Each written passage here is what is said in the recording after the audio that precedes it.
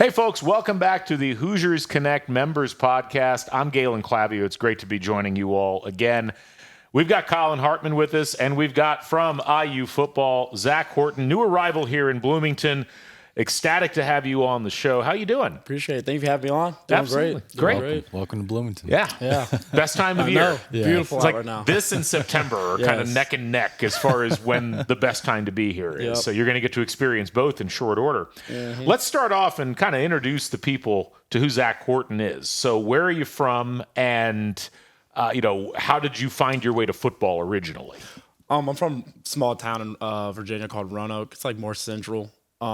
I played football all my life. Even when I was like a little baby, my dad had stuff in the crib, football, basketball, a lot of baseball stuff, sadly. He wanted to be a big baseball player, but that didn't work out. But, I've been playing the earliest since you can and been playing a lot of that. I played a lot of basketball, but ended up in high school playing football the most and seeing my way with that. And that's a big football culture area, like Southwest Virginia. Southwest, yep. Yeah, we were talking before the podcast. I actually lived in his hometown for about 6 months, broadcasting arena football. I'm here now, so that clearly didn't work out for me. But we're both in the same place, which I guess is a good thing. Small world. So you end up going up the road to Harrisonburg, and you start your collegiate football career at James Madison. For those who aren't familiar, you're going and you're playing for Curt Cignetti and the staff up there. What was that experience like coming out of high school and going and playing for that group of guys? Oh, completely different from my high school coach and the system we had and where I was at. I realized that from practice, it is completely different, way more serious. Obviously, you go from in high school being the guy to then very quickly very humbled. Very humble. Yeah, to being in college practice. So, but I believe that the staff did a great job how they do practice and everything. It's very to a point, very organized. And organized to the point, fun, get in and out. But all the business. staff, all business. But staff did a great job, I believe, doing that, and I'm so thankful they recruited me for that. Yeah. I'm very curious, not to derail things, Galen. Look at Colin grabbing the steering wheel. I love it. Tangent City over here, baby. I'm very curious from, when you were in high school and Coach Cignetti was at JMU, what was that recruiting process like to, with his staff, and how did he approach all of that? And what was that look like? What did that look like for you? I found myself talking to my tight end coach the most and my recruiting area coach the most, which was Coach Haynes, who's still here. I talked to them a lot throughout the process. They always were talking to me over the phone, asking how my parents were doing, which is really cool. Awesome. Yeah, I like when they do that.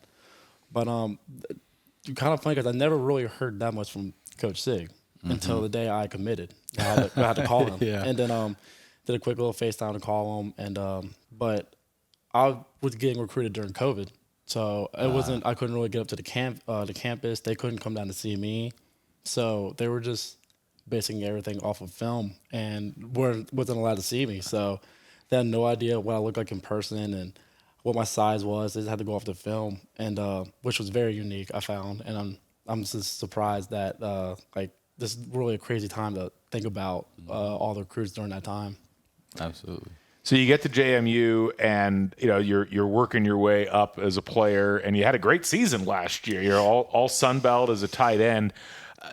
What do you bring to the field that folks who haven't seen you play may want to know about? Like what can we expect out of Zach Horton in an Indiana uniform? I believe that I give a lot of effort compared to most people. I believe that every play I'm in, I give 100% and probably more. I give a lot of effort, and then just how I cherish the moments and how passionate I would say I am for football, because I do express it a lot on the field. You can go back and look at it, JMU. I'm always talking to the people on the sidelines and making sure people are getting out there lined up correctly. And if we do something great, I'll let us know about it. If we also do something bad, I'll tell the team what's going on. So I would say I'm a very emotional and passionate player for how I am for the sport. How fun was last year at JMU? I mean, the vibe around that team, and I mean, a lot of people for IU, the first time they really got to know Coach Sig was that appearance on game day, and and just, I mean, seeing how invested everybody was at that team, and it just looked like a great ride the whole season. Yeah, the season was a crazy season. I mean, we play UVA at second game. I mean, it was a close game. We get a little break between because there was a little delay, and then ended up beating the P5 team, and then it was just like roller coaster of emotions from just having college game day. Then I was like, to have a talk about it, but the overtime game to App State, which is still exciting, still a credible moment, but it was just a crazy ride for JMU last year. I would say. So you come out of that and. Yeah, obviously you lose your coach, and then you lose a lot of the assistants. Yeah. You're sitting there. What are your thoughts? And then when does it occur to you that it's a possibility that you might end up at Indiana with that group? I mean, I saw it all on Twitter. I was like, oh man, I don't know what's gonna happen. And then he brought us all up together. I was like, okay, well, obviously, he's about to tell us the news. Mind you, that we still have a bowl game. So we still prepping for a bowl game, and then all this happened. So my head was who's going to coach the bowl game. That's where I was thinking first. But then I saw that he started bringing a lot of coaches, and then I realized that we're left with like 3 coaches. So I was like, wow, this is real. Then I need to start thinking about my options here and who's going to come in and all this. It just but I was more worried about the bowl game. I don't know why. I didn't really think about the transfer portal or anything. I was more worried about finishing the season, the boys, and then I would figure it out from there. Yeah. But then I had started talking to my parents, my family, and then we decided it was best to hit the portal like before the bowl game. Yep. I was willing to wait before the after the bowl game just so like people don't talk to me about it because it was a very stressful moment. Yeah. It was very stressful being in the portal, but. It was. I started thinking that it would be before my best opportunity just to follow him, and because I just know how the staff works and how everything works, so I might as well keep following the system that I work best in. When you visited here, what was that? I mean, you obviously JMU's done great things at their level, and then they've bumped up to the FBS level. But you come to a Big Ten school, you're on this campus, which. I mean, JMU's campus is great, but there's some differences even with Indiana and a lot of like Power 5 campuses in general. What's your impressions when you get here, and then when you finally make the decision that this is where you're going to be, and you realize that that's how it's going? Like, what goes through your mind with all that? Yeah, I was able to take a visit sometime like late December, early January, but first thing I did notice was how big this campus was. Yeah. I felt like we were driving around for like at least 30 to 35 minutes. They had you on one of those golf carts, huh? Yeah, exactly. And then I just realized how big the campus is. But then being able to talk to them during the visit, we started talking about scheduling. Also, you got to play Big Ten opponents, which it's quite exciting, I believe. It's really exciting to have to play the Ohio States, the Michigan, and really experience games like that. So you go from a little tiny school like JMU, where people barely hear about it until this year, to being at a Big Ten school filled with. I mean, JMU could only fit about 25,000 in the stadium. Now we go to Memorial Stadium right here, and we can fit 60 to 65,000, which is, I believe, I never experienced anything like that. Right. So. You talked about the coaching staff, and you knew those guys. I mean, have they changed at all from being in the locker room at JMU in November and December to what you've seen in spring ball so far, or is it pretty much the same? Oh, it's the exact same. Same. Yep. That's fascinating. Yep. Exact same. Sinead does a great job doing that. He wants everything to the exact point. He's a very businessman, so that's how I feel like this is ran. And everything's been the exact. I don't think there's been one thing that I noticed is different between JMU and Indiana with football stuff. It's quite impressive. Interesting. Yeah. So talk to us a little bit about. So we were talking offline a little bit about how the transition and everything of moving schools, where I had a changing of the coach, but I was here, whereas you guys are having a changing of same coach, different schools. So talk to us a little bit about how you guys are meshing in the locker room, right? you have the athletes that have been at IU are still here, and then you have you guys that are, the coach isn't new, but all the scenery is new. How are you guys meshing, in the locker room and on the field, from that standpoint of, you guys know the system, but they know all of the facilities and their way around and things of that nature. How is all that dynamic working for you guys? It's pretty good. It's really good right now. I feel like we have all the JMU people that came have clicked really well with the Indiana people, and I mean that was one thing I was worried about. It's like if I do come here, am I coming into a hornet's nest? Because you don't know how the players are going to be reacting if the coach sees him bringing all these people over. Right. But you'll be surprised that they all accepted us. They all asked us questions, and right now we're all clicking together. I mean, during spring ball we can all connect, and then off the field we all hang out. Everybody clicks together. What surprised me the most is how fast we did it. It's like there was nothing crazy that happened, no fights or nothing. We all clicked very well together, and they're actually really excited for this upcoming season because how Signetti is and how he coaches. Would you say that a lot of that, acceleration is, it's not just character, but it's the way that Coach Signetti implements and kind of herd you guys, or do you guys kind of do that on your own? I think we do it on our own because Yeah. it's just all that time we have together now. When we work in the off season, we're all constantly together, so it's like, hey, might as well get to know each other and Right. to see how you are as a person. So I feel like it's more like player led than coaches. That's awesome. Those are the best teams, are player-led teams Yep. and guys that do that rather than the coach having to drive all of that. That's a good sign for you guys, in my opinion, that you guys are kind of driving that ship. And Yep. coaches aren't having to force it. Yeah, and I love that. That's how. Yeah, I like that too. That's how it was at JMU, and I really like how the players take lead. That's awesome. Yep.